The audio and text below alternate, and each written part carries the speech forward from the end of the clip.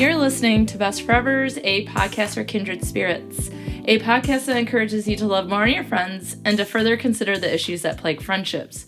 I'm Alysa Lucas, and I'm here to correct all the errors from Claire's childhood. Y'all, her experience with Nancy Drew is limited, and today we're going to right that ship. I'm so ready. I enjoyed this. So a good friend of the podcast is back for an episode in our Best Forevers book club series.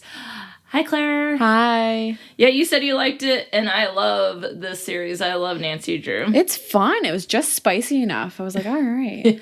And I love this series. I really enjoy the fact that we take turns unleashing a book from our sort of formative past. Our formative past. And so books with friendship themes. And so it's from our tweenhood and our teenhood. We read the book and then we provide fun, snarky, and sometimes useful commentary on the books and what we learned about friendship from reading the book.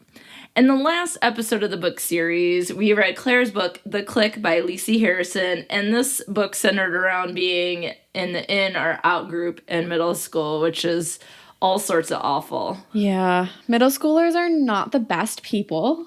They're growing. They're developing, they're learning, they're fine. Yeah. I was good in middle school. I was just scared of everyone else, man. Yeah. That's how I was too. I was like, this is rough, but everyone's weird and ugly and awkward.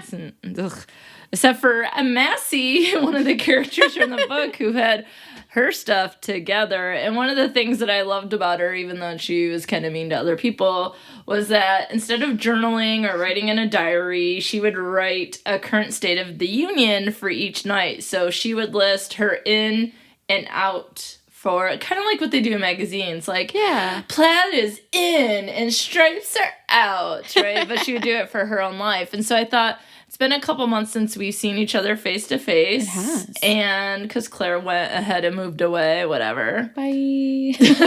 But she said, hey, this weekend, and she came back, and so we were recording face to face. So I thought it could be fun that before we get into today's book, that we do our current State of the Union. Yeah. So what's in and out for you?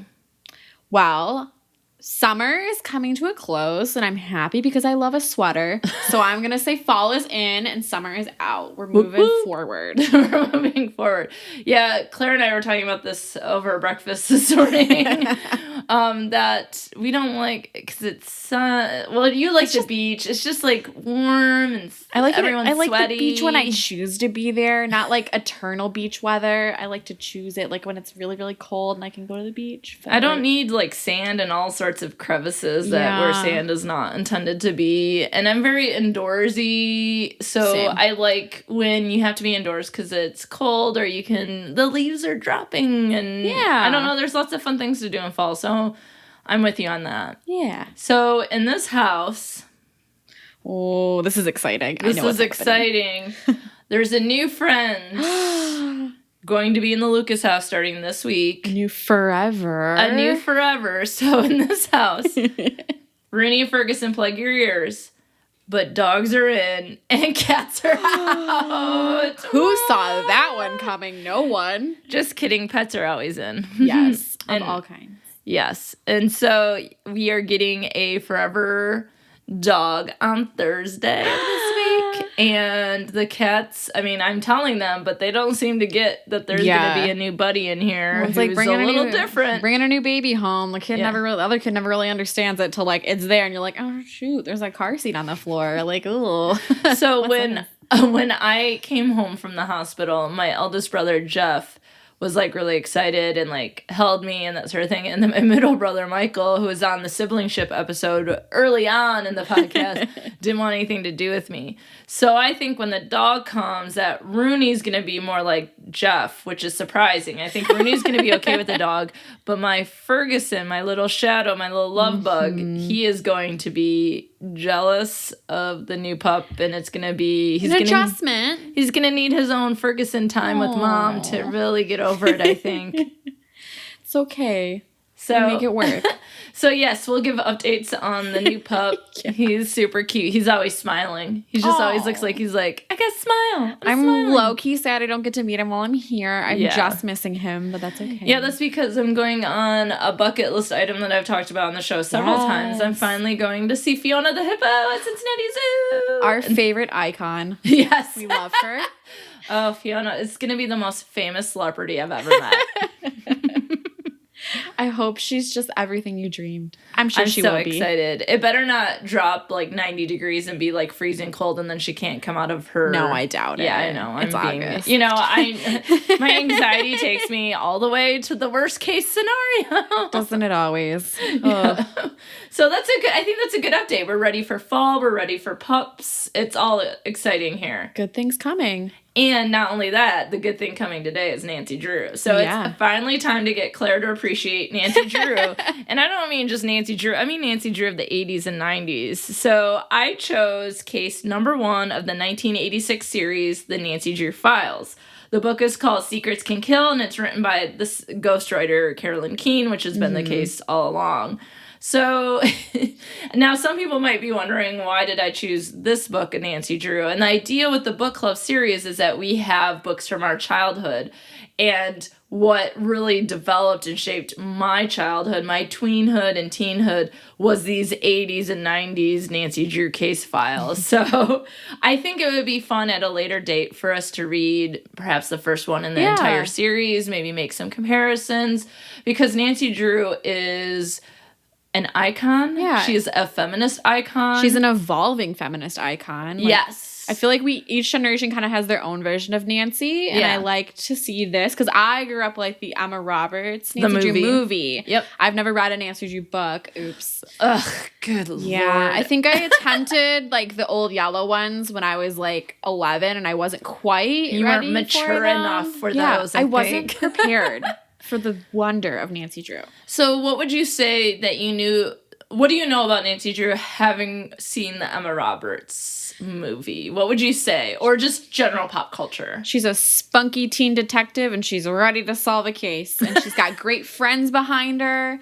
I remember Ned specifically, because I think in the Emma Roberts, like, he was like a love interest, but they like weren't together. They were kind of like because she's younger than that. Yeah. I think she's like 13 or 14. But she has the car.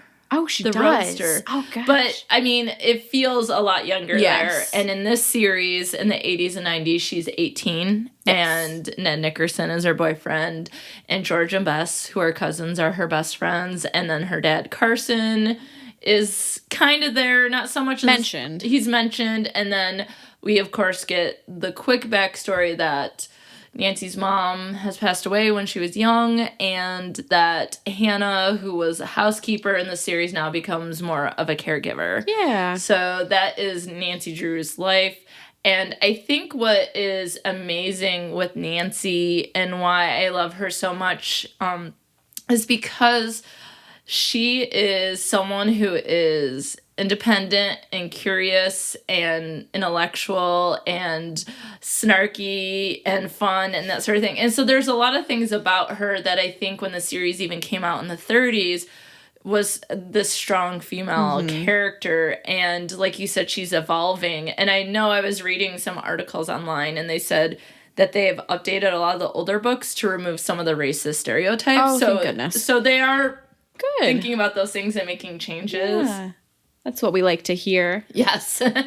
But she is, and I know every so often there's a new, like there's updated books now too. I have some of the more recent ones, but I haven't read them yet. Yeah. I have about 7 or 8 from the series that I love. So anytime I see them at a used bookstore, they're usually $2 or less. I try to get whatever ones I can get. So if you have any of the Nancy Drew case files from the 80s and 90s and you're trying to unload them, I'm your gal. Hit her up. I will PayPal you. Yes. You can send them to me and I'll be like, oh my God, you made my life. But, like, it's just one of those things that I think you said each generation has their own version. And so my mom was into Nancy Drew. I'm into Nancy Drew. And I think she is just one of those heroines from books that really made a strong impression, really empowered girls and women to do things. And I really like this idea of curiosity, that she isn't someone who's stuck in quote unquote the home, or like, you know, I think it's something, I mean, gender is constructed, and I think that we socialize girls to stay closer to home and boys to go out and have these adventures. And I think that's also changing. I think there's a lot going on, but I feel like Nancy Drew is a character that she's oft going to solve something, and so it really gives her that ability to go where she's needed, and it's to make the world also a better place, right? And I'm just like, there's something so genuine and pure, and but also amazing and badass about it as well. And I certainly think that without Nancy Drew, we wouldn't have Veronica Mars. And I know you all might be sick of hearing about Veronica Mars, but to me, I think Nancy Drew, for a lot of girls, might be into sort of a gateway into suspense mystery type books, and then maybe even true crime and things like that. Because I feel like some of the books for adults about, like, this kind of, like, detective story is usually male-centered, and it's not usually a space that's very welcoming to women. And, like, having this for girls when they're very, like, impressionable is great because it gets them into the genre, and they probably feel like they belong there more because there's someone that looks like them that they grew up with. And it's like, well, even though I'm not featured in these books, like, I still love these types of stories, and I belong in a space just as much as these male characters Right do. on. Nancy Drew has made it possible to exist in a space that maybe women and girls weren't welcomed in before. Yeah. So now we say that, and then we're going to go into book number 1, which was published in 1986. Again, it's called Secrets Can Kill. We both got our copies on Amazon. Yes. Anything cool about yours?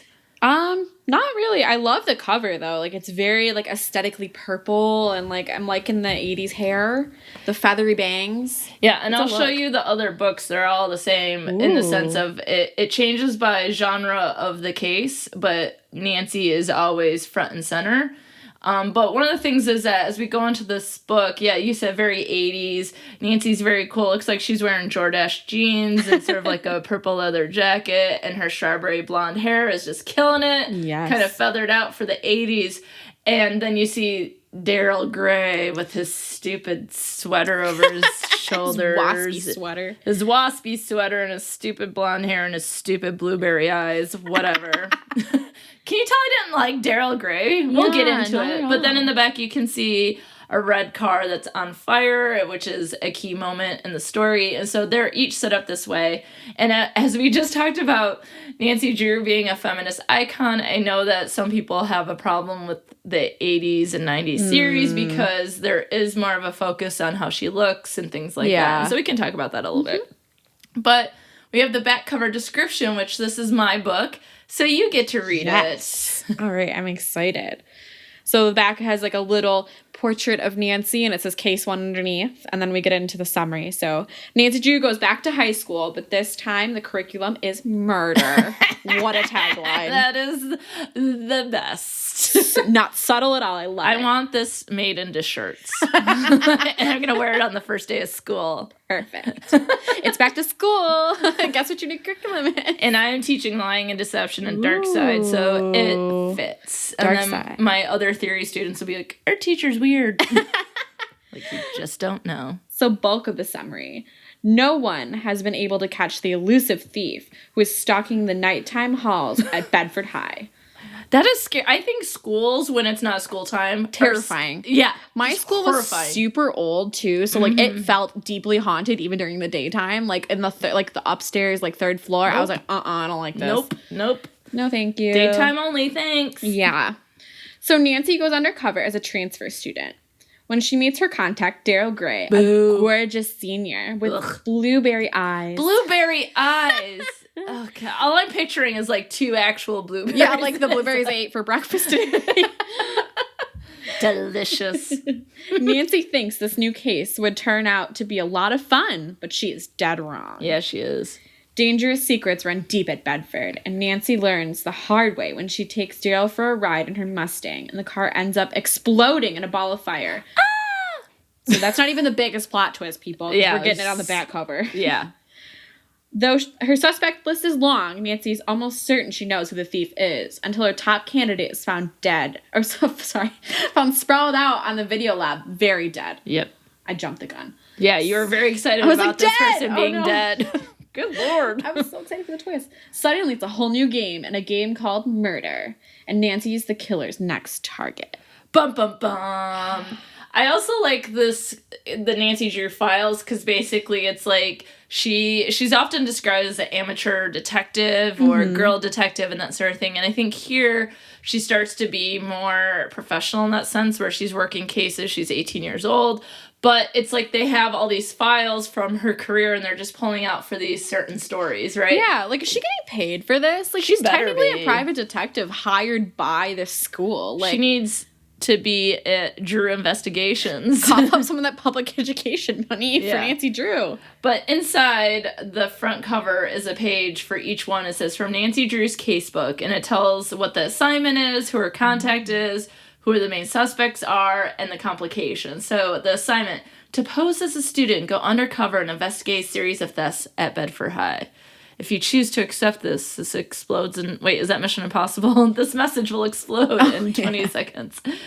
Then we have Daryl Gray and his blueberry eyes as the contact, whatever. And then we have 4 main suspects, Jake Webb, Walt Hunk Hogan. I loved that one. I kept reading it as Hulk Hogan, and I was like, damn it. I mean, talk about hunky in the 80s. What? Then we also have Carla Dalton and Hall Morgan, and then they talk about some of the complications. So there's always, like, this extra, like, you're on the case with Nancy because you have your assignment and all that kind of stuff. So before we get into the plot and we talk about friendship, what did you think about your first real book introduction to Nancy Drew? I love a detective story, and like seeing a female detective is so nice. Yes. I had such a great time with it, and it's a fun read. Like it was just like spicy enough because it's like, I know people get on it about being focused on her looks, and like I know there's more romance in this than like in like the movie that I watched. Yeah. But I liked that aspect of it. It kept it, like, interesting a little bit and gave it another dimension than just, like, following the case. Like, her life is bigger than just her work, too. Yeah. So I thought that was awesome. And the characters were fun. Yeah. Well, and the thing is that you'll start to see, because it becomes, in a way, and it's not necessarily wrong because it's just presents the stories. I mean, most things come formulaic. Is that the word? Where it's like you follow the same formula. Mm-hmm. And so we are often introduced to Nancy with her strawberry blonde hair and her blue eyes, and then the cousins, Bess and George, and then Ned Nickerson, her boyfriend, and her dad, Carson, and Hannah. Mm-hmm. And so we get those updates. But one of the things that I find that I think I thought at the time, but maybe more so can be critical of it now, is that Nancy Drew is presented in a lot of ways as sort of the perfect girl that, and I would agree, like, she is a role model, but I don't think, like, in the 80s, and we've done this because we were at Sweet Valley High, we've read, The Babysitter's Club, that it just seems like it still falls in line with those gender roles, that the looks for women and being feminine, things like that, are really important.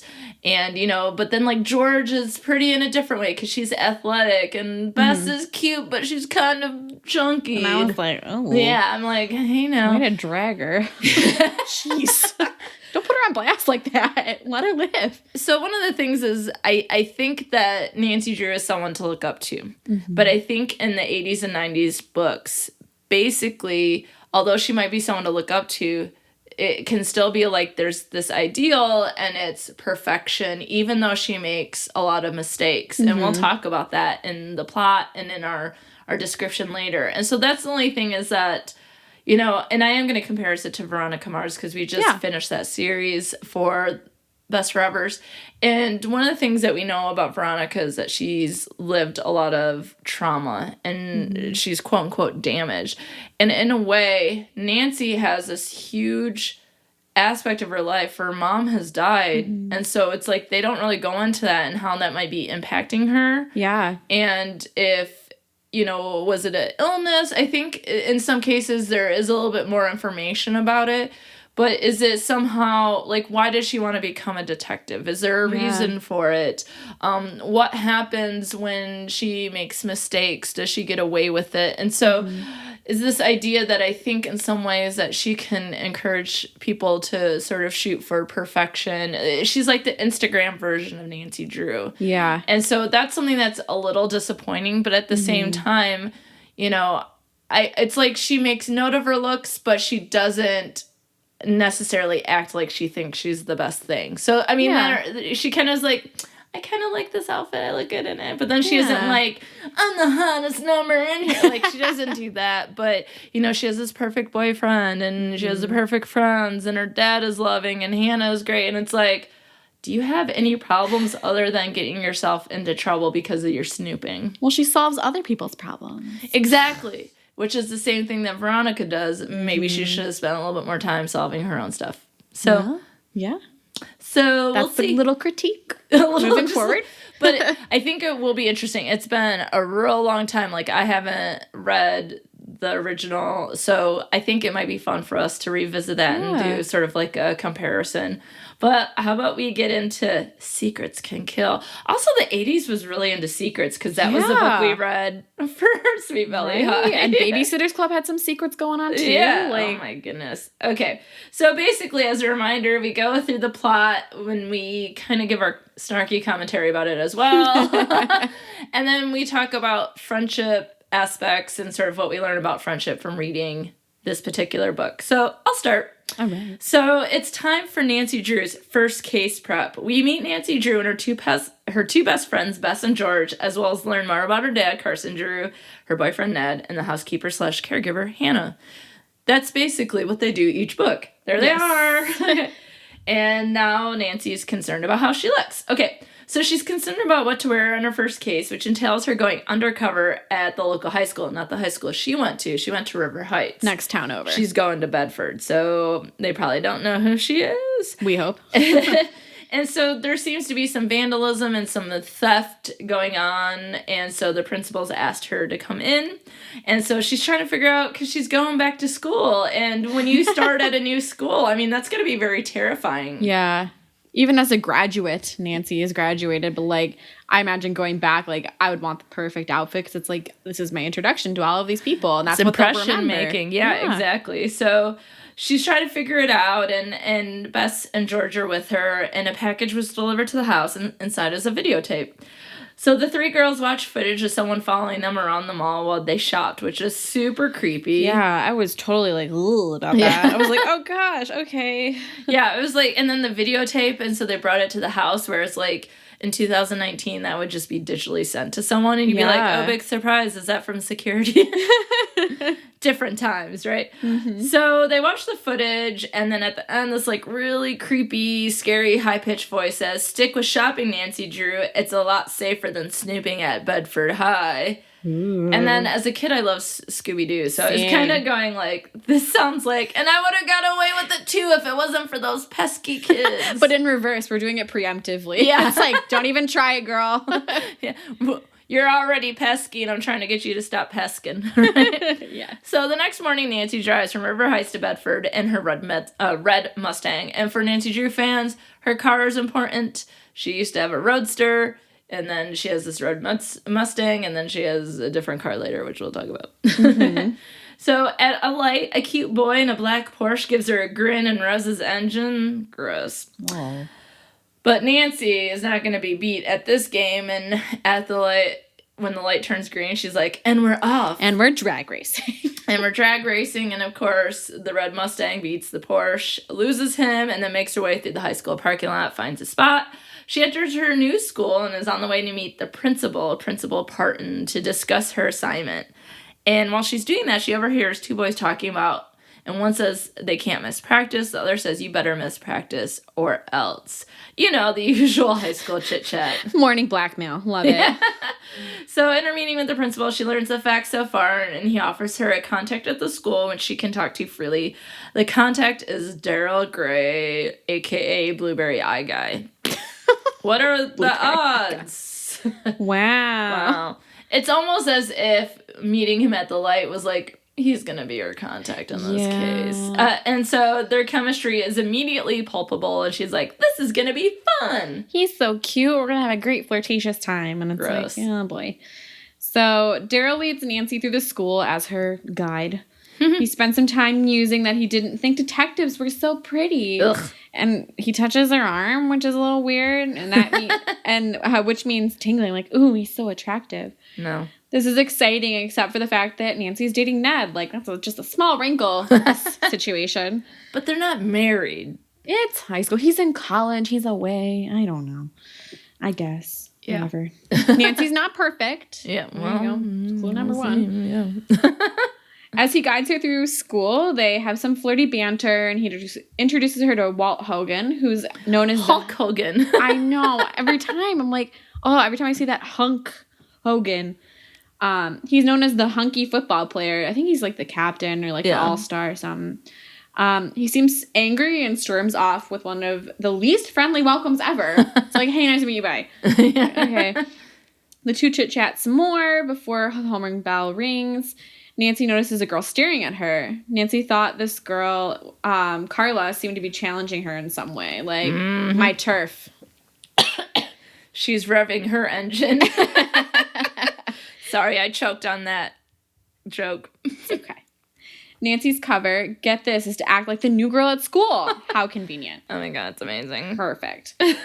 She has to get used to the classes and meeting folks, so there's not much detecting on her plate for the first day.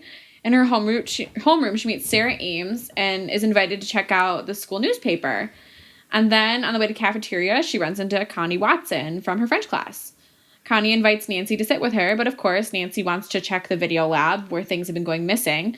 So instead, she promises to eat lunch for the next day.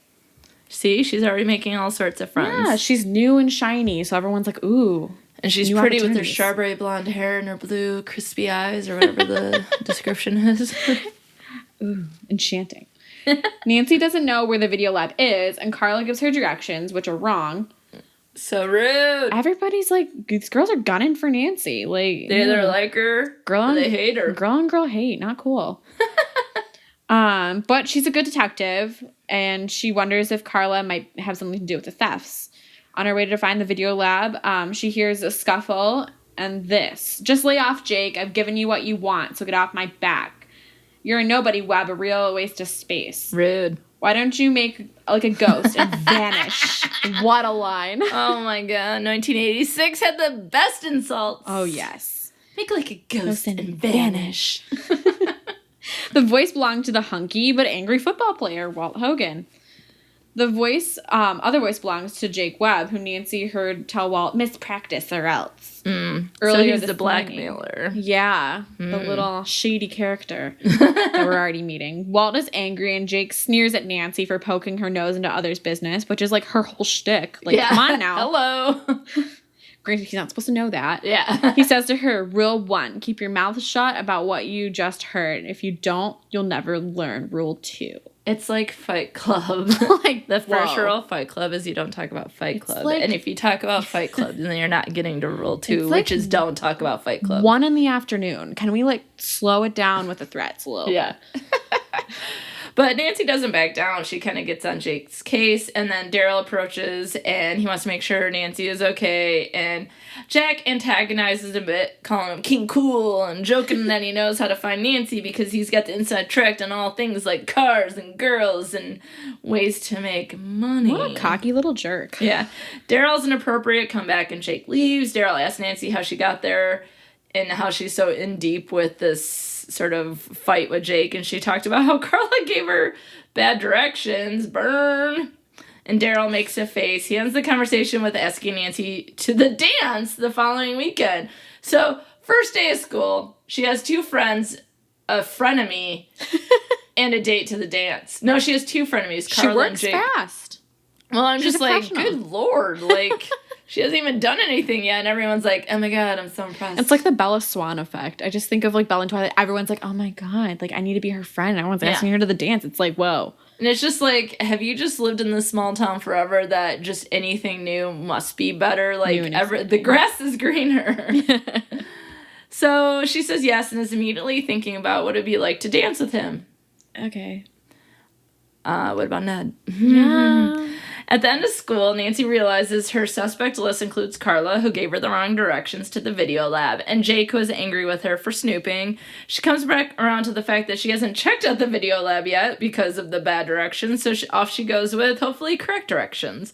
When she arrives, the door is locked, but that won't stop Nancy Drew. She pulls out her credit card to break in when Connie comes up and invites her to watch football practice with her. She pockets the credit card and goes because she might be able to chat with that angry football player, Hulk Hogan. So the cheerleading squad is also practicing. And here's what's interesting. I feel like football and cheerleaders in movies always practice, like, on the same field. Yeah. And I'm like, that doesn't seem like... They might have practiced at the same time, but precisely the same space. It happens in Greece. It happens in, the movie Lucas from the early 80s. There's so many movies where it happens, and you're like, really? Yeah, Riverdale does that. Yeah, it's like... Everybody does it. Anyway, they're like, well, we can't film things without it.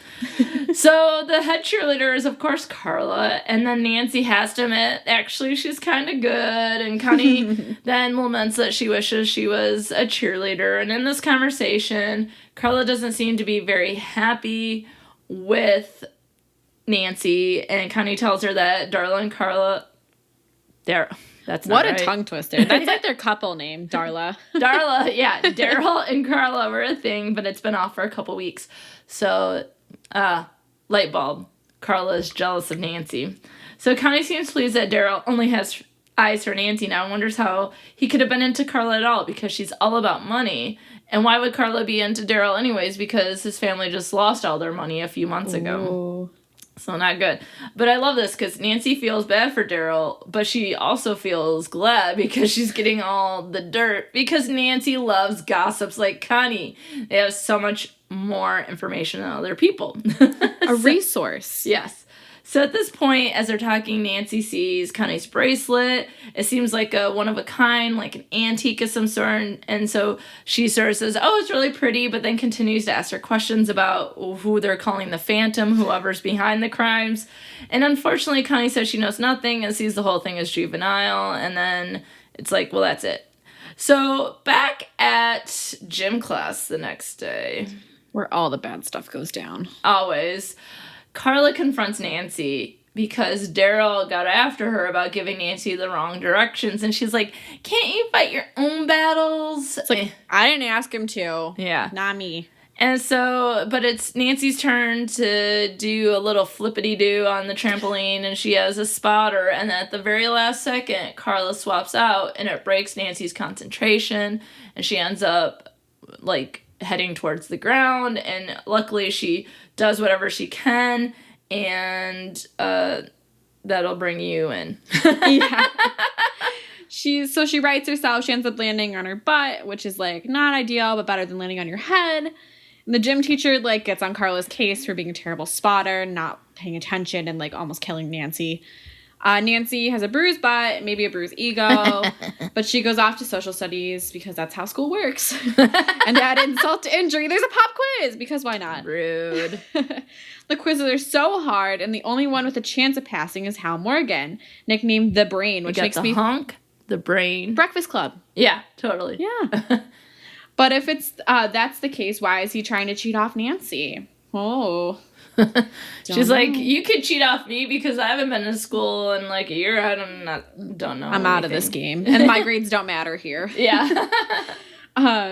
So, of course, she lets him cheat because he'll get what he deserves because she clearly doesn't know the answers.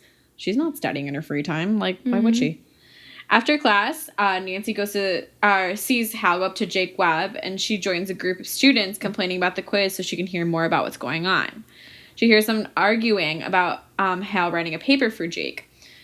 Hal needs to write his own paper before writing Jake's, but Jake gives him until tomorrow, and that's it. Jake is the absolute worst. He is. Worst kind of bully. Because he's not just like a physical, I'm going to like punch you on the playground bully. He's like, I'm going to manipulate you, and I'm going to take advantage of whatever resources you have for my benefit. And why is this kid writing his paper, his essays for him? It's like... What does he have on him? Before Nancy realizes it, she's following Jake and then notes that she needs to search his locker. She walks by to check the locker number so she can go back and search it later. She heads back to lunch when the hallway is empty. She picks the lock and starts going through the things when she hears Jake's voice. Yikes. She looks as much as she can see, and she sees Connie's bracelet in a shoebox in the locker. Like, how did it get there? Like, she was just wearing it the night before. Yeah, she must have lost it.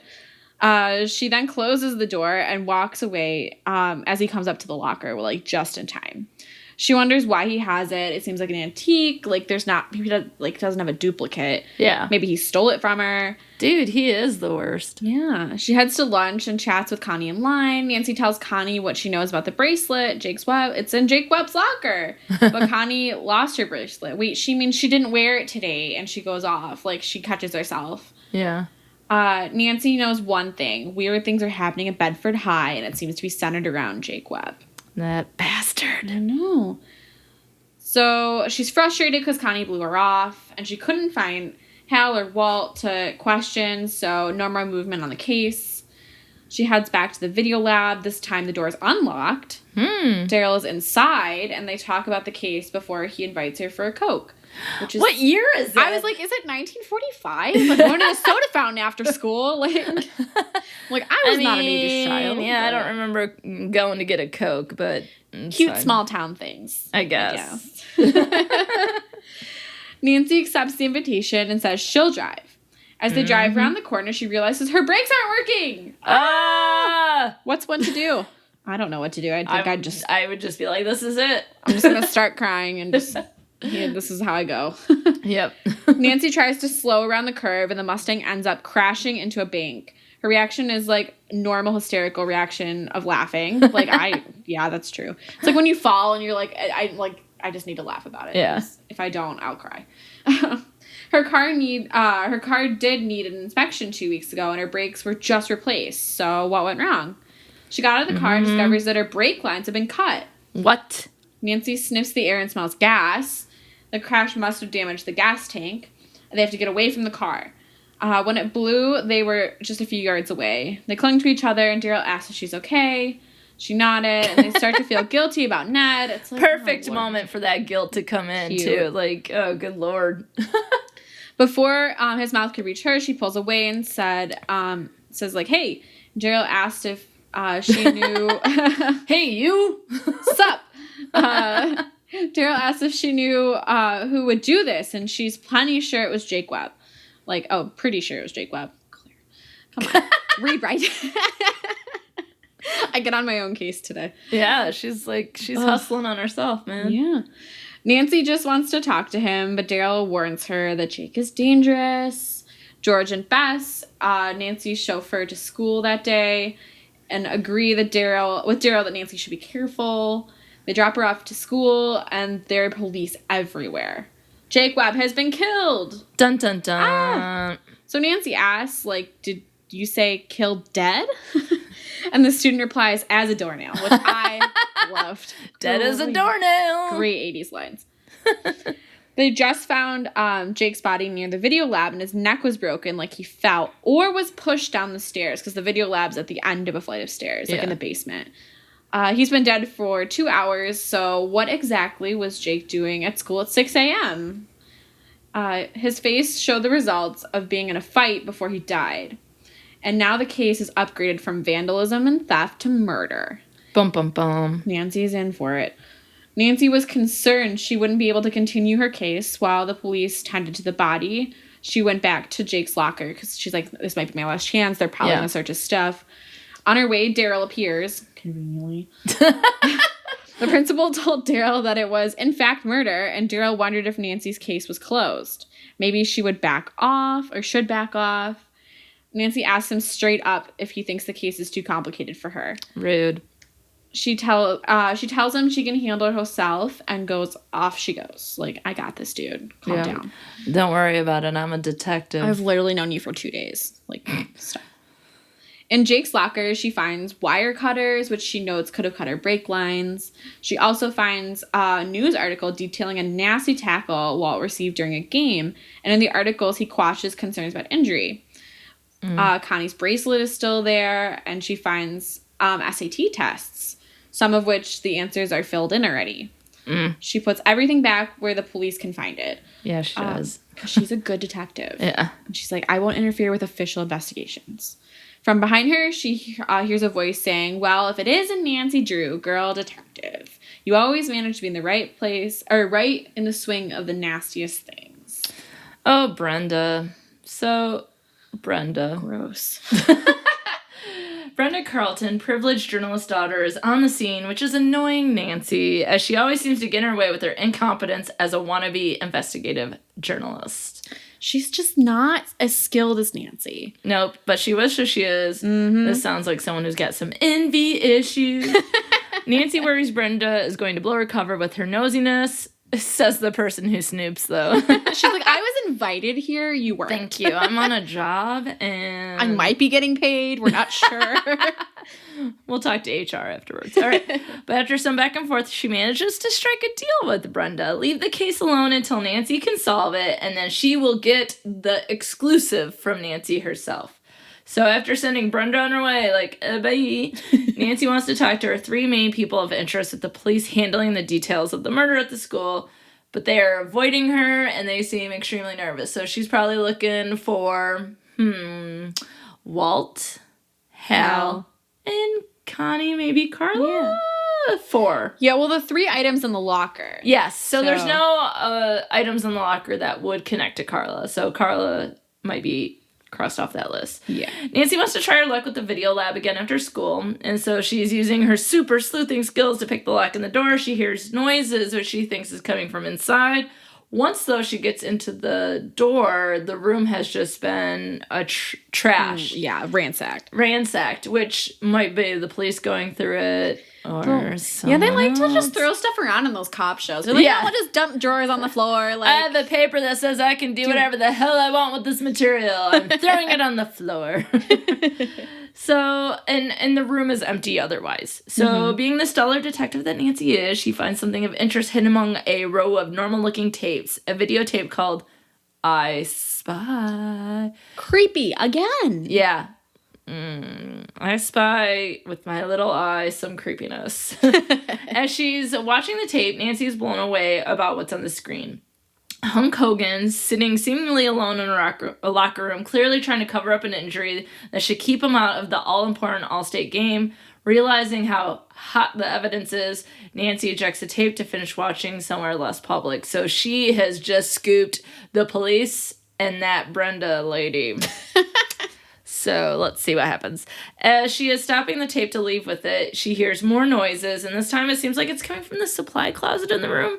Panicked and shaken, thinking Jake's killer could be just on the other side of the door, in a room alone with Nancy, she makes her way out of the lab and hears footsteps following her through the halls as she makes her escape. However, when she turns around after reaching an exit, Nancy finds no one there. Creepy-ass schools. So once outside, she calms herself down after a possible close encounter with the killer. Nancy finds her besties, Bess and George, waiting to give her a ride home because her car blew up, as a reminder. On the way back to the house, Nancy updates her friends on the developments in the case, specifically highlighting the mysterious tape with all the hot tea. So, of course, they set themselves up in the den to watch the tape. They see Hunk taping his clearly sore ribs before the clip fades into one of Connie Watson at a sidewalk sale in Bedford.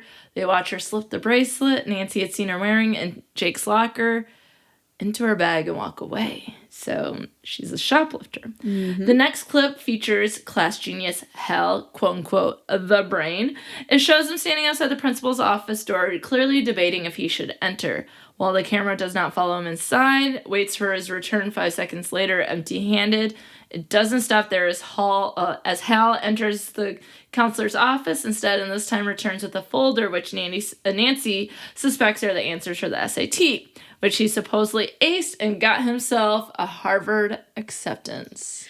Cheater, pumpkin eater. Didn't know Harvard valued the SAT that highly, but whatever. I don't know. I mean, I didn't go to Harvard. Who knows? Clearly, I didn't I take didn't the either. SAT, so I don't know. Oh, either. okay.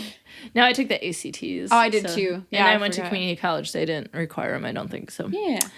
Anywho, after the tape has apparently ended, the girls feast on some leftover Chinese and chat about the implications of this newfound evidence in the scheme of both the thefts and the murder case. The girls weigh their choices for who might have murdered Jake out of the 3 people featured on the blackmail reel, but do not come to any clear conclusion. And, it's interesting because you imagine if that information was leaked, that people would probably think the football player did it because he's big and angry and sort of the stereotype that goes with football players, right? So the next day at lunch, Nancy asks Daryl for his discretion and tells him about the tape because he's her contact person. He asks what she plans to do with it, clearly interested, and ultimately warns her to be careful in light of what this means for the murder investigation. And here is a running theme in Nancy Drew. People are always warning her to be careful. Yeah. And it's like, y'all, Nancy always ends up on top, so you don't need to warn. Through this. You're underestimating her. Yeah. So after lunch, Nancy wants to take an opportunity to talk to her 3 video stars. I don't think they knew about it.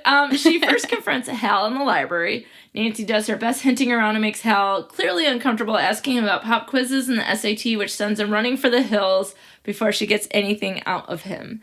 Next up is Walt, outside in the courtyard. Nancy warms him up with some small talk before hitting him up with some targeted comments about his injury and Jake Webb. Man, she's really trying to hit one for the hill. She's going for it. She's going for it. Walt gets fired up and in Nancy's face to point that she thinks he might hit her before he storms off. Clearly, she touched a nerve as he claims he's not in pain and there is no injury, even though she clearly saw him struggling and out of breath when she approached. Ugh. So the first 2 guys... We got nothing. But still, something's up. We got them rattled, but nothing concrete that we can go forward with. Yep. So. Now we move on to Connie, and she asks her point blank about the video. The police found Connie's bracelet in Jake's locker, and Nancy knows she shoplifted the bracelet. Connie starts to cry and tells her it's not the first thing she shoplifted. Of course, the girl cracks first. What? Yeah. Really? All right. I think, if anything, Hal should have cracked first. Yeah. Or it would have been a super breaking those stereotypes if it was the football player. Right? Yeah. We could have gone multiple ways, but here we are. It's not the first thing she shoplifted, and because it was in the school file, Jake gained access to because he worked in the office. So he knew about her previous issues and then somehow found her doing it in public. The bracelet was going to be her last time, but Jake videotaped it and showed it to Connie. So she had to do everything he asked or she'd go to jail for shoplifting. Okay, she's a minor. She's not going to go to jail. She doesn't know that. Oh, that's true. Teenagers always get out of hand with that kind of stuff. They're like, I'm gonna die. It's like, you're fine. But also, it's people knowing that you've done these things. Yeah, and, there's a lot stuff. Yeah. She's gonna get, nonetheless, she's gonna have some sort of consequences. She's gonna get in trouble. Right. So she continues on another conversation with Nancy. She says she hoped her secret would die with Jake. She's not sorry he died because of what he did to her and blackmailing her. But she says she had nothing to do with his murder. So, okay. She runs off crying after saying she can't believe Nancy thinks she killed Jake. You've known her for 3 days. It's gonna be okay. Maybe. But until the crime was solved, Nancy cannot feel bad about her suspect, Connie. Yes. Sorry, lady. Yeah, sorry I made you cry, but, you shouldn't have shoplifted. Yeah, totally. Daryl approaches Nancy wondering how her interviews went. Not well. And then he asks to see the videotape because he thinks he can help Nancy with making connections and more. So they go to Nancy's house. She shows him the tape. He watches quietly. And at the end, he says he didn't see anything that would help her. It's like, thanks for nothing, we buddy. watched the same tape. If I didn't find it, what means you're going to find it? Yeah. They interact in an intimate way that seems like maybe they'll kiss, but then the doorbell rings. Interruption all the time with these two. It's either guilt about Ned exploding cars, doorbells. God, things really get in the way of love. Just the whole gamut. Romance is thwarted yet again. So it's George and Bess, the besties. Priorities, yes. Come on. Daryl leaves, and they make note of how attractive he is. Oh, he's so handsome. Those blueberry eyes. We love it. The phone rings, and it's Ned letting Nancy know he's coming into town to see her. But you got to dance this weekend, girl, and you have a date. Yeah. When she gets off the phone, George tells Nancy to come back into the room to see something on the tape. There was one more scene at the end of the tape.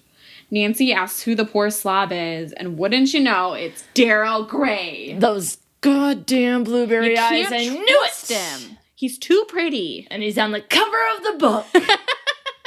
That never means anything good for him. Ugh. Well, so, we'll see. So the girls are sitting there. They watch the video in disbelief. The camera follows Daryl driving down Route 110 and pulling into a diner called the Red Caboose. Like, great name. Yeah, I like it. He's talking to a heavyset man who is wearing a name tag. Why would you wear a name tag in public? Come on. Well, it sounds like you work somewhere, but they can't quite Or they can't see his badge. But it's still like, if you're going to do like these incognito meets, then maybe take the name tag off, buddy. I don't know. It's the 80s, so there's not like mass surveillance yet, maybe. I don't know. We don't have satellites like just roaming. Drones. I don't know. I lived then and I don't know. They talk, and then the man hands Daryl a small envelope. The camera follows Daryl driving back past the high school and into a driveway.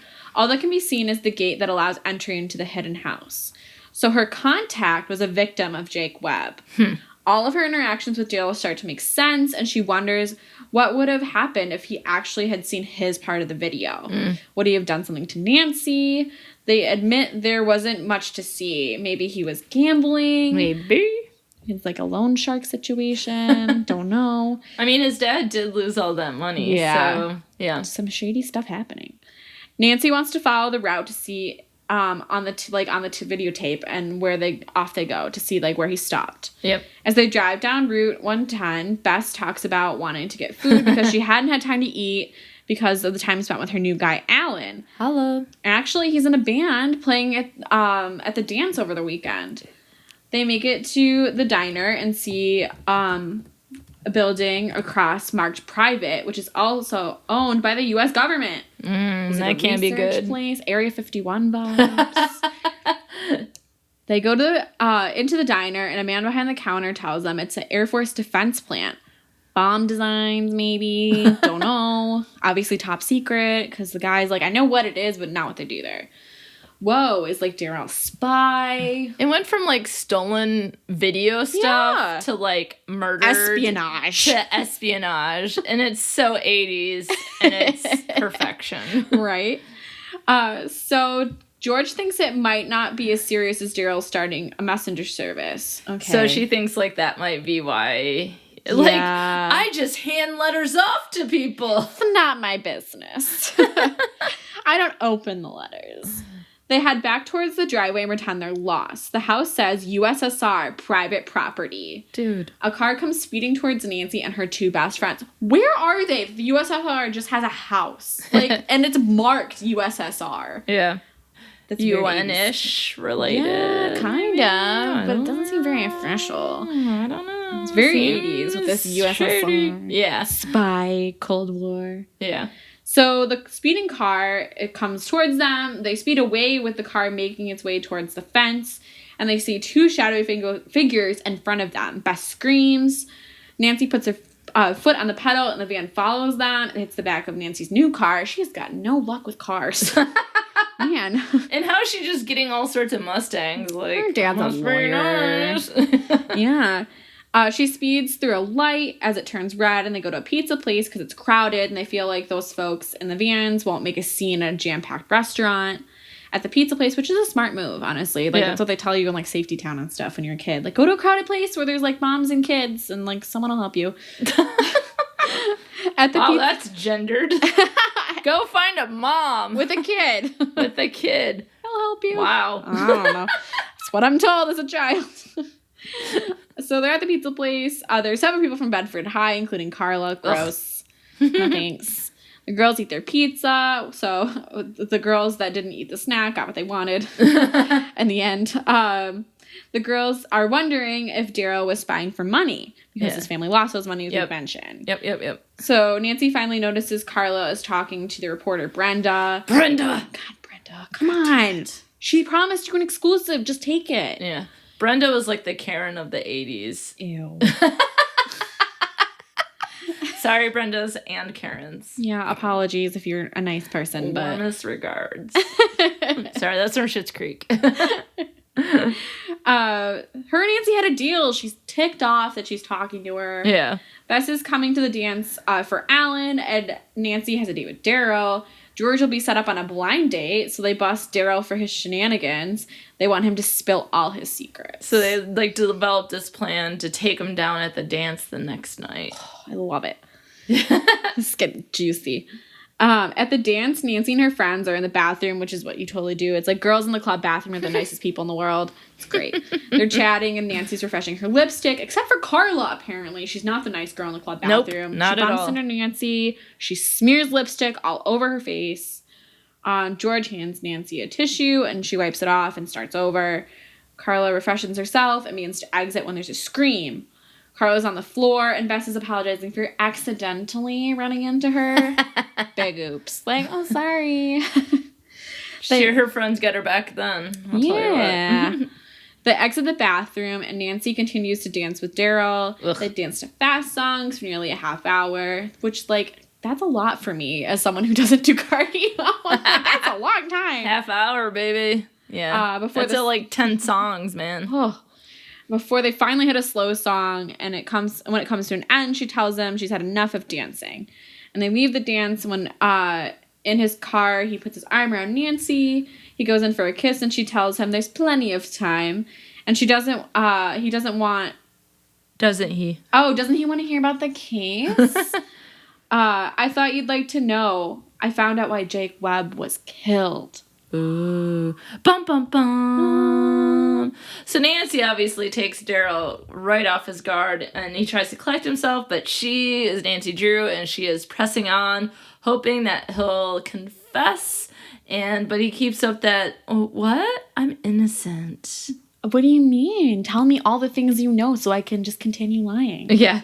Nancy hits him with all the gory details she saw on the tape, and for the first time since knowing him, feels unsafe and for being with him this close in the car, and not sure how he will react to her revelation. As soon as she puts the murder accusation out in the open, his anger boils over, and he drags her from the car before trapping her between his body and the car. Major gross fest. Yeah. Daryl threateningly tells her that she's in over her head, again, underestimation, just like Jake, and would stop someone from offing her too. Luckily, Nancy always has a plan and a backup. Her friends, including Ned, flick on their headlights and get out of the car to check on her, and Daryl takes off. Wow, that was quite the plan. Why does she need to be in the car with them? Yeah, I would have just, stayed outside. Like they're talking on the way to the car. So Nancy takes 2 steps before Ned overtakes her and catches Daryl. Ned is apparently almost as fired up as Daryl, roughly shoving him against the car, and reveals himself as Nancy's boyfriend. Ta-da! Daryl is both surprised by this fact and adamantly denies being the killer himself when Ned accuses him. And so Ned backs off, lets Nancy do her thing with Daryl subdued. And so Daryl quickly reveals to the gang what happened with Jake. He claims that a super secret spy contact named Mitch killed Jake after he cockingly set up a meeting to try to take his blackmail to the next level. So he wasn't going to just blackmail Daryl. He was going to blackmail Why stop Mitch. there? We're going to go all the way to the top. I'm going to go to the USSR! Oh, buddy, you're messing with the Russians. I don't know. It's also revealed that when Nancy heard noises in the video lab, it was Daryl on the other side of the door. He did follow her, but stopped when he realized he didn't know what he would do when he actually caught up to her, and decided to play the waiting game instead, figuring Nancy would tell him about the tape on her own. And he was right. Gross. They came to the conclusion that Daryl may have ruined his life with his actions. Well, shit. Okay. I mean, international espionage. Yeah, but it's just like... They just went for the jugular. Yeah. Your life is ruined. Don't you know? It's like, yeah, I do know, actually. But they think that his consequences might be lighter if he helps them catch his contact and then ultimately the person who murdered Jake. Yep. So Daryl's reluctant, but apparently after a long discussion and coaxing from Nancy, he agrees. Ned and Nancy are in the car 3 days later on Monday discussing the situation and the takedown that they hope is coming later that day. Ned is being charming and reassuring of Nancy that her plan will work and everything will be okay with the police there to back her up and her friends by her side. She doesn't just got the police, she's got her friends. Yeah, she's got her crew. She's got a all crew. set for this takedown. Yes. When they reach the high school where Ned is dropping her off, the two have a cute moment before she leaves. He promises her if she does what she has to and gets to the school day, they'll get away to the mountains that following weekend. Okay. After a kiss goodbye, Nancy's firmly invested in Ned again. Oh, gross. Why were you not firmly invested before? You had to wait until he was cute and those invite blueberry eyes. But Ned's got mountains. He's got a cabin with a nice fireplace. Come on, girl. Oh my goodness. Use your resources. And then she ponders why she was ever interested in Daryl and how she'll be able to tell Ned about the whole situation later. And I'm like, you're only not into Daryl now because he was part of the situation. Because he's a spy. Yeah. So all day at school, both Nancy and Daryl are distracted and clearly nervous about the 5:30 meeting Daryl set up with his contact, Mitch. Ned is out scouting the park they chose for the best location to hide the camera and themselves. And once Nancy gets to the park and is pretty settled with the plan, a wrench is thrown into the situation. Daryl says Mitch called at school pretending to be his dad and moved the meeting out to 10 minutes from then. The group decides to proceed even without the police backup because she's got her posse. They know what's up. So they take their places and wait for Mitch to show. When he does, he makes Nancy's skin crawl with his coolness despite with the murder on his rap sheet. So he's obviously not moved by the murder he participated in. So Daryl follows along with the plan, holding the evidence in the envelope and keeping Mitch talking to hopefully get as much recorded as possible. Nancy toys with the idea of sneaking closer, hating not being able to hear. But before she talks herself in or out of that choice, there's a blinding flash from the bushes, and Mitch snatches the decoy tape and is off running to get away. As Nancy is closing in on Mitch, she hears a woman's voice and immediately pins it on as Brenda. She has taken a picture of Mitch and Daryl with the flash on like a dum-dum, and now Mitch has her at gunpoint. Because every good spy has a gun. Yeah, Nancy's so furious that she blows her own cover and puts herself in Mitch's sights. There's a standoff between Mitch and Nancy. She needs to keep them talking because she knows her friends have snuck off to call the police because they have that ESP. Nancy gets a full confession out of him during this tense standoff. Mitch wants the camera or he's going to kill Brenda. And Daryl finally caves and moves to give it to him. And at the last second, Daryl swings the camera at Mitch's face, and Nancy hears the gun go off, which launches her into action. She tackles Mitch to the ground, but not before he takes a swing at her and punches her in the jaw. Ouch. Yeah, yikes. Nancy is stunned on the ground and watches as Ned and Alan manage to tackle Mitch, who is slowed by the heavy camera he was trying to make up. Oh, the 80s. Well, yeah, that thing was probably like 80 pounds. Yeah. After he was subdued, Nancy is able to process the scene around her and is alerted to the fact that Mitch's shot hit Daryl in the shoulder. Oh, they had done it with minimal damage. Yeah, no one died. We're doing okay. Superficial wounds. It's fine. Oh, my goodness. So we finally get to the end of the case. The next day, Nancy goes to the principal for a follow-up. They can have a little chit-chat. They both can't believe there was espionage right in Bedford. Who would have thought? Even with the Russian house right there. Well, how did it go from, a stolen lens to espionage? It's crazy town. I know, right? The principal thinks it would have continued if Jake hadn't been so greedily blackmailing his peers over their secrets. They talked about how Mitch Dillon hit Nancy and Daryl was shot. Nancy hoped Daryl wouldn't be in too much trouble, and the principal thinks his punishment wouldn't be as harsh. Maybe it should be. He was participating in espionage. But he's also a minor. With blueberry eyes. We don't want to convict anyone with blueberry eyes. Those eyes will get you out of all kinds of trouble. And apparently make young girls fall in love even though they have boyfriends. Ugh. It's fine. Okay. He tells Nancy he didn't tell the police about her role, and she says that's good because she might need to go undercover again, but he hoped not. The principal's like, please don't come back here. Please. We've had enough excitement. We need to just go back to normal. Yeah. We need boring small town problems. Yeah, for sure. He told her that Walt, Hal, and Connie's secrets would be safe. Walt is benched. Hal is retaking the SATs. And Connie is getting help for her shoplifting. All right, good. We're seeking solutions instead of punishment. That's good. So the high school is now back to normal, but now Nancy must face the music. She walks out to meet Ned, who is waiting to drive her. She must tell him about Daryl, but Ned already kind of knew. Okay, whatever. Goes on to explain and apologize, and he says, is it over? Nancy says they never really started, so all is good. She didn't want to keep any secrets from Ned because she had dealt with enough secrets at Bedford High. Wow. Secrets can kill. Yeah. Well, here's the thing. The secrets didn't kill the people with them. Like, yeah. Connie, Hal, Walt, Daryl weren't. It was someone... So, really, blackmail kills. People who try to manipulate secrets die. So, that is secrets or blackmail will kill. So, so what do we think about this story as one that shares themes of friendship? Her crew's always got her back. That's what it comes down to in the end. Her girls are always there for her, and Ned's there for her in a friendly way, as well as her partner. Like, they're truly, like, have a friendship basis from what I can see, which is good.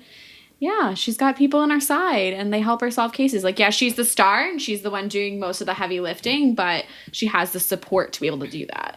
Well, that's the thing. I feel like in some ways they are always secondary to Nancy. And yes, she is the police detective, but do they have any interest in detecting at all? And so they're always playing sort of wingman, wingwoman positions where that can put them into a lot of danger. Like, it's one thing if you're like, I'm a detective. I realize that sometimes there might be dangerous situations, and I do what I can to avoid those dangerous situations or to maintain my safety. But it really takes it up several notches when you then involve your friends who might not be as much as interested in these cases and that sort of thing. And they're doing it because they love her. So it becomes, I have like two thoughts here. One, it reminds me of when Justine and Ashley from the Cutaways was on the podcast, and they talked about their friendship, and their podcast covers romantic comedies. And so I asked them about their thoughts in terms of friendship in romantic comedies. And it's one of the things that the person who stars in the romantic comedy is always the star of their life. But the thing is, their best friends are also the star in their own lives. Yeah. And so this idea that sometimes we need to be the star in our life and sometimes we need to be the secondary character. And I think that can apply here. Like, in a lot of ways, Nancy, and it makes sense because we are focused on Nancy, but then there's, it brings this idea that she is the one that everyone's world revolves around, that she might somehow be selfish in a lot of ways, that their concerns and that sort of thing might be less important because she's trying to solve a case, and isn't that ultimately the most important thing? Yeah, right. And that's like an area the author could improve on, because like looking at like the character development of everyone, Nancy and the people involved directly in the case are the only truly round characters, like full characters that we have a full understanding of who they are, likes, dislikes, interests, and we get evolution of them throughout the story. Like her friends, like you're saying, they're secondary characters. They don't get that kind of evolution. So if like, I'd love to see like a deeper dive into Nancy Drew. Maybe in the original books, you get more with Bess and George, and you get them more as full people. But these books, obviously, they're short. So like, there's only so much space for development of everyone else. And and we're not following a story about George and Bess. We are following Nancy Drew, but sometimes I think that when you do have a formulaic series, then what happens is that this person becomes superior in some ways because we're constantly seeing them in the limelight and the shine. And and the thing is, like, I think Nancy is supportive of her friends, but I also think that no matter what, that to be able to do what she does, she needs her friends to do it. And it makes me go, maybe you should open an office and get a staff. Not necessarily your friends unless they want to work there. Right. Because you could ultimately putting them into danger that they're only doing because they're trying to help out their friend. And isn't that part of the point of friendship, is that we're there to support and help our friends? But in this sense, it's like they can be supportive of Nancy without having to do all this legwork and and that sort of thing. Unnecessary danger that they don't have to be involved in if they didn't want to be. But also at the same time, like, we do want to help our friends, and it's George and Bess who discovered that the video wasn't complete, and there was a part showcasing Daryl Gray, which is a major break in the case that she wouldn't have gotten had they not been there. And so in some ways it's like maybe being around Nancy, these sort of detective skills rub off on them. You know what I mean? Or they understand that it's quite important and that sort of thing. And I think that is reflective of friendships, that our friends might be into things that we're not into, but that stuff starts to rub off on us. Like, so for example, you're really into hockey. So I can see, like, during hockey season, I'm kind of like, hey, I wonder what the score is. Hey, you know, like, and you know, I believe that you started listening to the Dollop because of me. So. I did. I really did. So it's like one of those things, like, our friends are really passionate about the things that they enjoy, and so we want to participate in those things. And so I guess I don't necessarily fault Bess or George for wanting to help Nancy, and I don't necessarily fault Nancy for wanting her friends to help her, but it's kind of like being a detective is her job, as we mentioned before. It's not like at work I'm like, all right, Kate, I need your help grading as a teacher. You know what I mean? So it's kind of like one of those things where I think they truly love each other and they have that friendship, but they're just danger zones here. Right. We just have to hope in our own minds that, like, outside of what we're shown in the stories, that if they have these passions that are as intense as Nancy's passions for investigation, that Nancy supports them in those and, like, is there for them and cheers them on and is there as a passionate friend, too. So that's what the kind of how I want to think about it is, like, okay, we're only shown this case, this little snippet of her life. Maybe outside of this, when she's not working in case, she's cheering her athletic friend on at her sporting events and spending time cooking with her other friend that loves food, like that kind of thing. And you wonder if, like, so you're right. So when reading Nancy Drew, that's who we're all following because we have been since the 30s, right? I mean, I wasn't alive yet. It's too late to change now. But you also kind of think that if a world was complete, that there is in another realm, the Bess series with her best friends George and Nancy, and there's the George series with her best friends Bess and Nancy, and how that might look like but it's always like George and Bess are together, and so it's kind of like them and then Nancy. It's a package deal. But I just wonder what George's book would look like and how Nancy supports her in between cases. Someone write a fan fiction for Bess and George. Maybe that already exists. An alternative telling of Nancy Drew from the perspective of Bess and George. Yeah, from her friends. Yeah. Because the other thing is, like, I do think it's common that, you know, a lot of people warn Nancy, and I think they underestimate her because she's female. That's part of the, like, that she can't handle those things. And sometimes I think, as many investigators do, whether they're male or female, get themselves in situations that might be dangerous. And so having a friend to be like, it seems like a bad idea is useful. But I also know, like, Nancy is helpful to her friends because in book 2, did you look to see what the second book was about? I don't think I did. Okay, it's page 153. Nancy's next case. When she investigates a rock star's mysterious disappearance, Nancy once again finds herself probing perilous secrets. Her only lead takes her straight to Bess's new boyfriend. What is he hiding? Finding out may kill her friendship with Bess, but not finding out may kill the kidnapped rock star, with Nancy and her friends next on the hit list. Whoa. So the second book, which I do own upstairs, is about a case that involves Alan, right? And so, and I think it's interesting that, like, because that case then follows in with Alan, who's introduced in this book, that then we can see how a case, she's doing it to help these people, but then it brings in Bess, and so then Bess probably sees it as helpful until that leads to Alan, and then that can have an impact on their friendship. But then the other thing that's a theme in Nancy Drew, which is why I'm very concerned about her allowing her friends in the danger zone, is because in book 1, and Nancy is the killer's next target.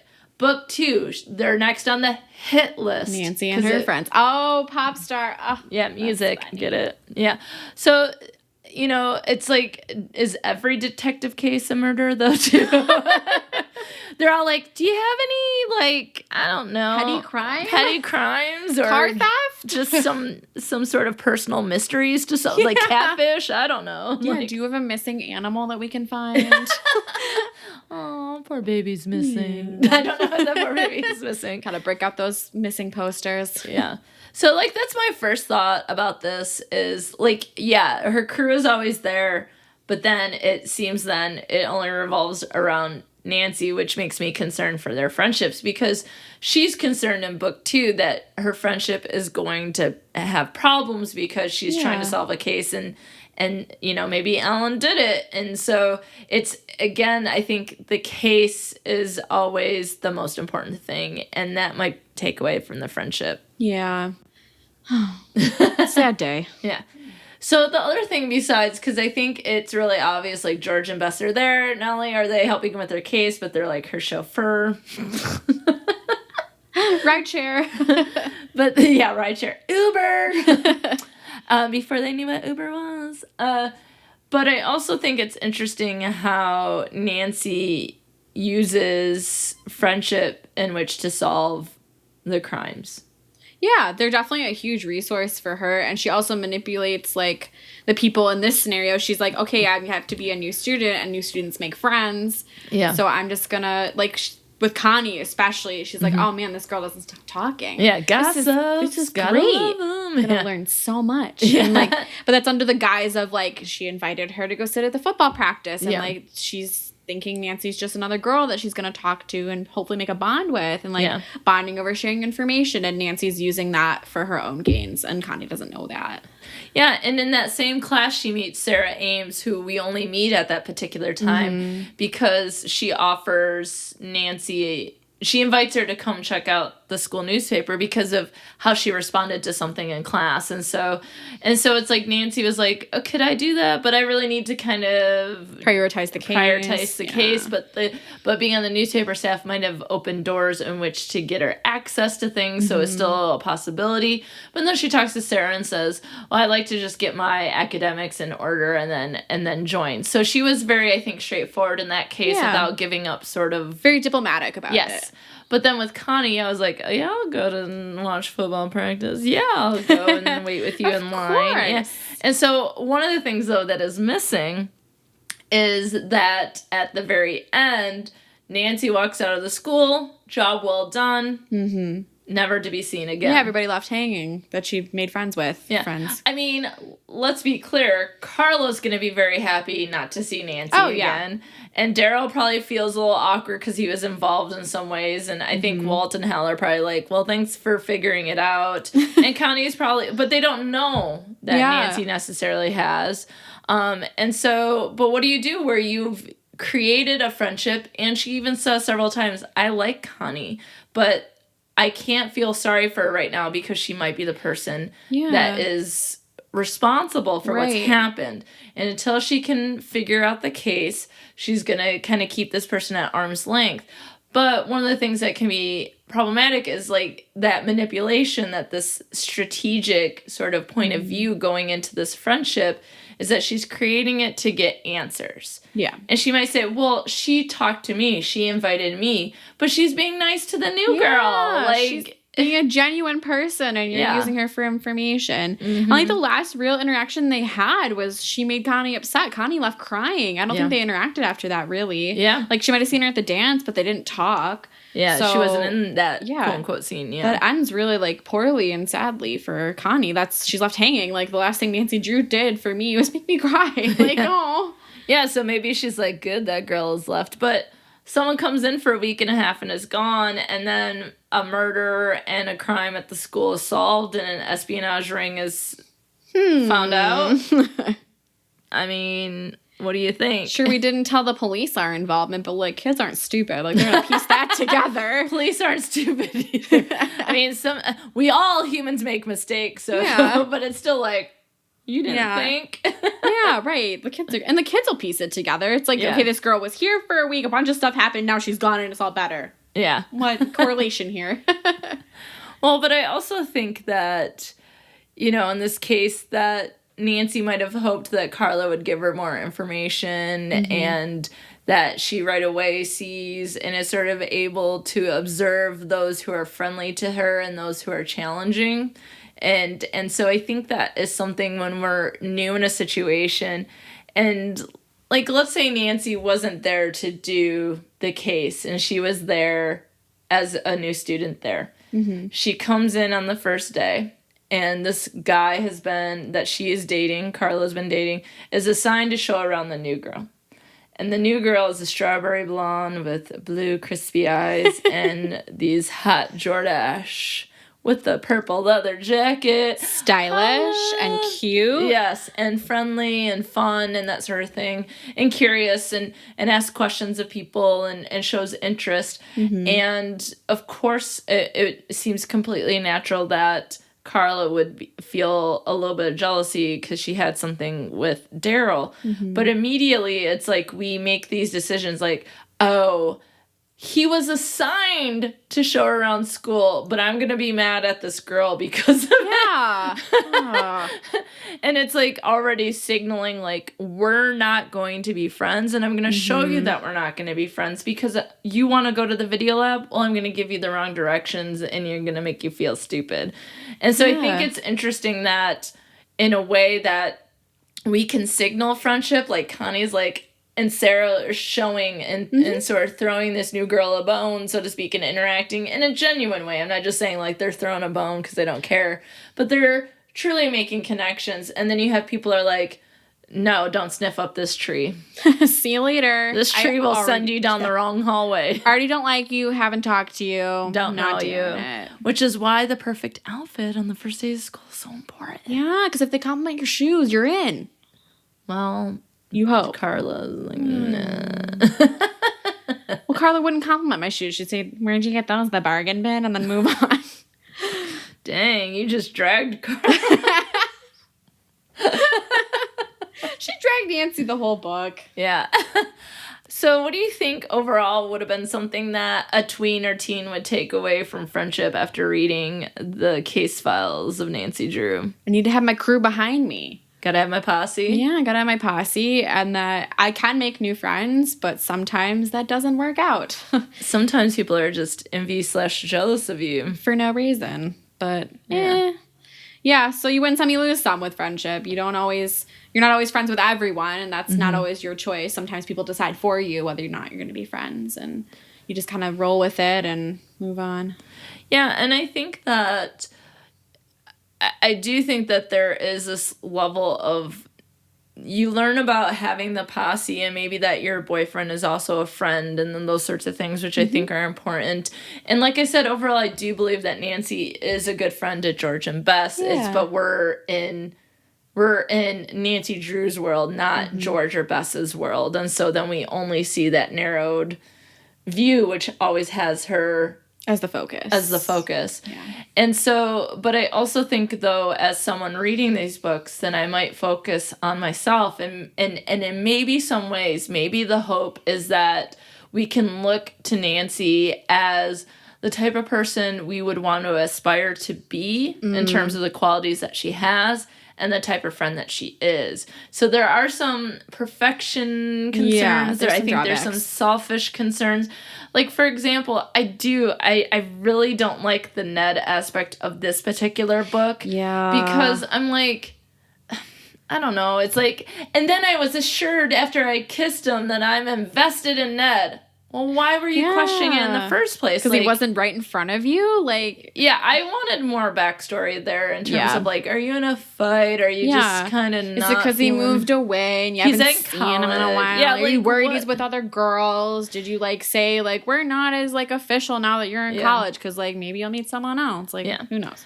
But I feel like, because even he was like, I kind of knew, I saw the way you looked at each other, and is it over? It will never really started. Well, there's nothing to talk about. And one of the things might be, some people say, that sounds like someone who's very trustworthy and knows that to trust a partner, you have to know that sometimes we might be attracted to other people, and we know that people are going to be attracted to our partners because we're attracted to them, and unless they're idiots, who wouldn't be attracted to Nancy Drew, so to speak, from Ned's point of view.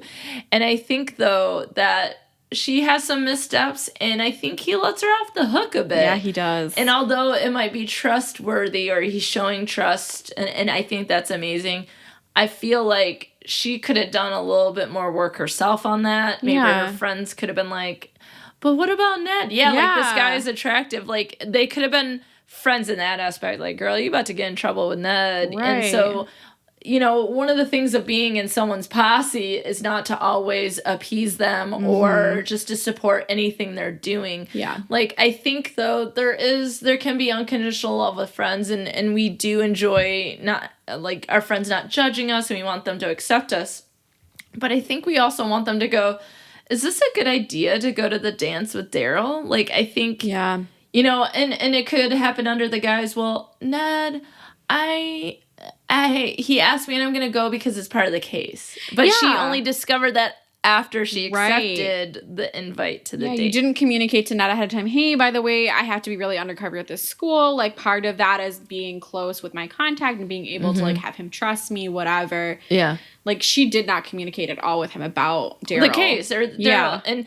And I think that George and Bess could have been like, is this the... Like, play devil's advocate. Or, like, well, I can see he's really attractive, but... Or even asking... Do you think that you would be interested in Daryl? Like, do you want to see other people? Like, it doesn't mean you don't support what they're doing, but maybe talking to them about it to see what's going on.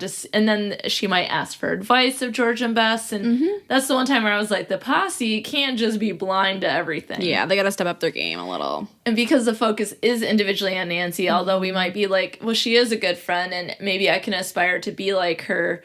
She doesn't often seem to have consequences or anyone challenging her, except for the fact that she's always the next one on the list to die because of her snooping. Yeah. Sleuthing and snooping with Nancy just gets you in trouble. I mean, honestly. Yeah. Well, she's used to it at this point. She's 18. Like, what? She's like the spunky girl detective. Who knows how long she's been doing this since she was in high school. Yeah, well, at one point she becomes like Murder, She Wrote. I mean, I'm down for that. I like these stories. I like a strong character. I know we're talking about tween reading, and so you're not going to get that character development. You're not going to get that closure with Connie. You're not going to get that consequence for Ned. And so maybe it's just one of those things after reading this, then we could go, things I left out of the Nancy Drew file.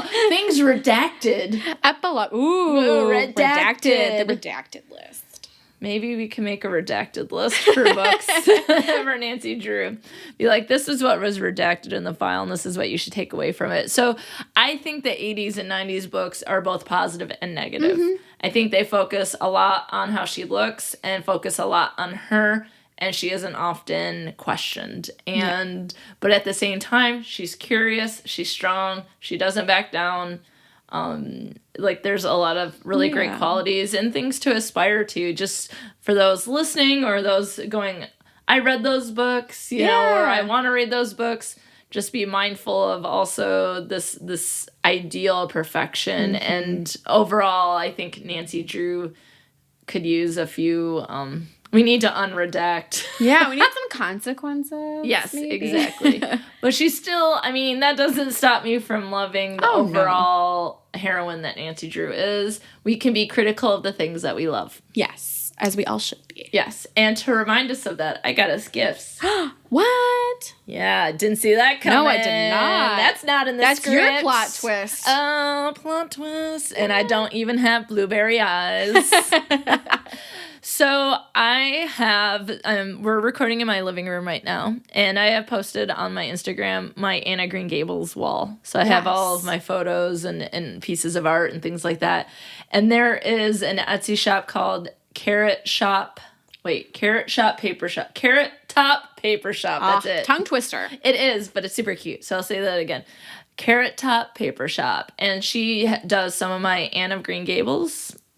So the one of Anne and Diana there on the bench, and then the one with the braids. Yes. Yeah. The one in the gold frame. Super cute. And so basically the artist creates things related to books and heroines. And so I got us, for the book club series, I got us Nancy Drew bookmarks. Yes! I love a bookmark. Oh. So I got us Nancy Drew, and it's like the classic, cute. Like, this almost looks like 1940s, 1950s, 1960s. And so it has Nancy Drew on it, and I'm going to post it on Instagram and all of the different spots, and I'll link to the Etsy shop and show notes because I bought a number of stuff from her, but it says in the middle, it says, be the heroine of your life. Aww, and so in a way that does reflect sort of the individual nature of Nancy Drew. But again, it's not like Nancy, George, and Bess. Right. It's Nancy Drew. Yeah, but it's her triumph as a female. We don't expect boys to just like lump everybody in. They're the hero of their own story all the time. Exactly. So, Thank you. And again, we're just going to have someone fan fiction, the Bess world and the George world, and then I'll be happy. Year off projects for me? Yes, there you go. Claire's going to get some stuff together for Patreon, right? But yeah, I got us this. They're super cute. Aww. And I bought a 8x10 of the image Nancy Drew from this to start my Nancy Drew wall. That's going to go upstairs. So I have my Anna Green Gables wall. I'm going to do my Nancy Drew wall.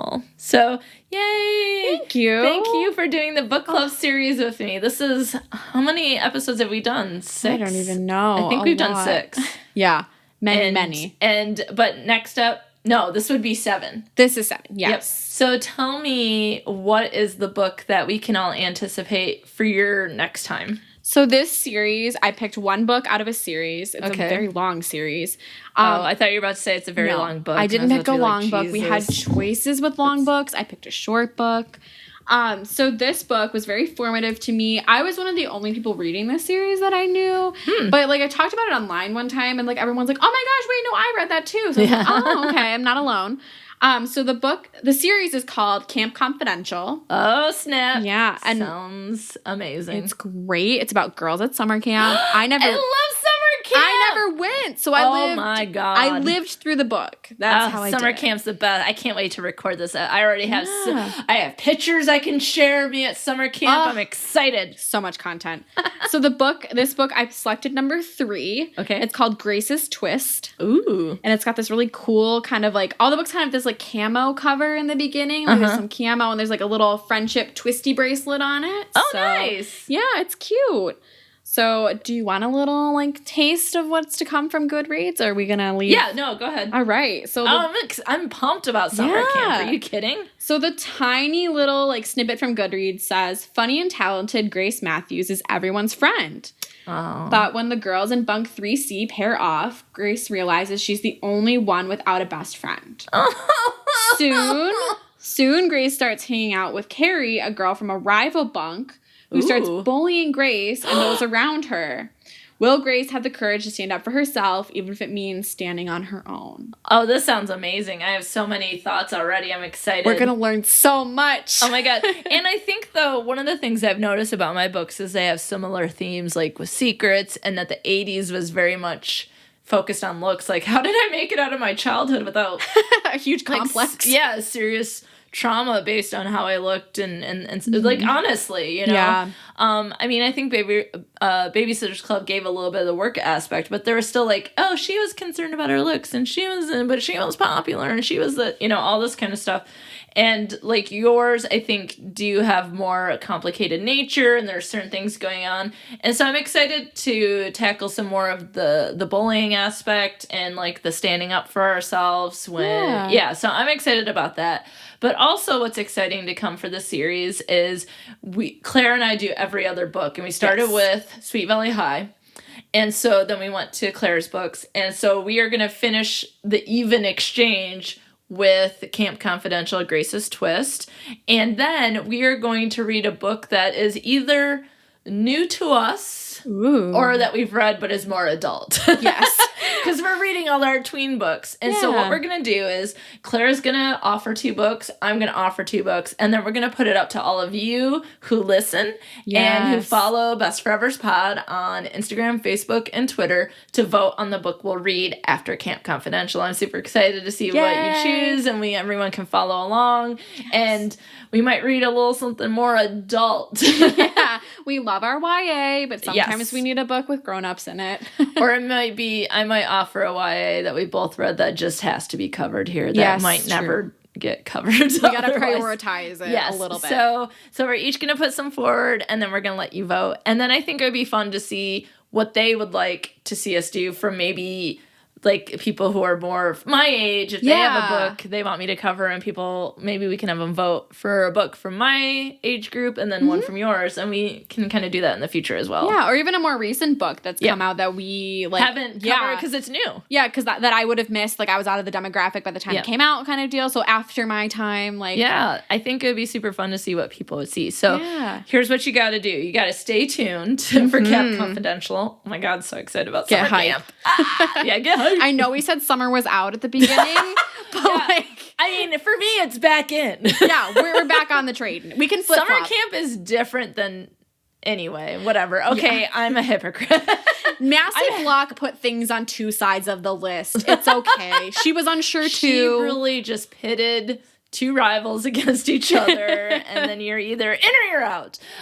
So you have to stay tuned for Camp Confidential. Stay tuned for the list to vote on, and then stay tuned for all the things that you can suggest for us in the future. So it's really exciting. So until next time, friends, not only be the person in your own life, that heroine in your own life, but don't forget that your friends should be the star of their lives too.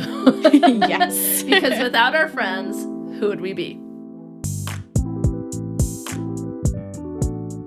Thanks for listening to Best Forevers. If you like what you hear, be sure to subscribe, rate, review, and of course, share with a friend. Please be sure to follow Best Forevers on Facebook, Twitter, and Instagram at Best Forevers Pod, and I'm at Dr. Alysa Lucas on Twitter. You can always find the podcast webpage for more information at bestforeverspod.com, and share your stories of friendship by emailing me at bestforeverspod@gmail.com. And if you'd like to support the movement to love on our friends more, check out the podcast on patreon.com/bestforeverspod. Now, friends, check out this recommended podcast that you must get in your ear holes immediately.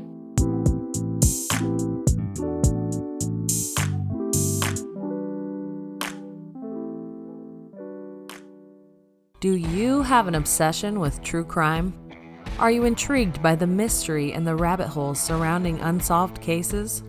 And can you appreciate the snark and humor of an exhausted mother of 2 young children? Then you should click subscribe to Naptime Nancy podcast. Throw on some Baby Shark for your kids or pet or partner. Slide your headphones on and join me as I talk some true crime during nap time. Available on iTunes, Stitcher, Podbean, Audio Boom, and other listening apps.